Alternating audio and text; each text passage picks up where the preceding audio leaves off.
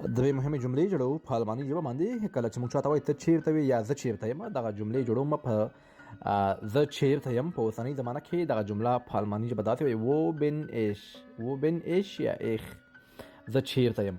او که چیرته وایو په تېره شوې زمانه کې زه چیرته وم، زه چیرته وم، دا جمله په الماني ژبه بیا داسې وایي wo war ich، wo war ich، مطلب تېره شوې زمانه ده.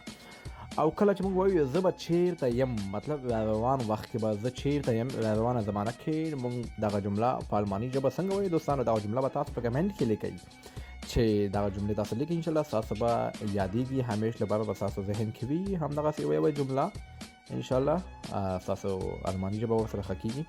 او دوستانو دغه طریقه مې ستاسو لپاره په دې خاطر فالو کړې ده چې اسانه طریقه ده، او چې دوستان غوښتنې هم کړې ده چې دغسې یوه طریقه جوړه کړه چې موږ ورسره هم تکړه شو.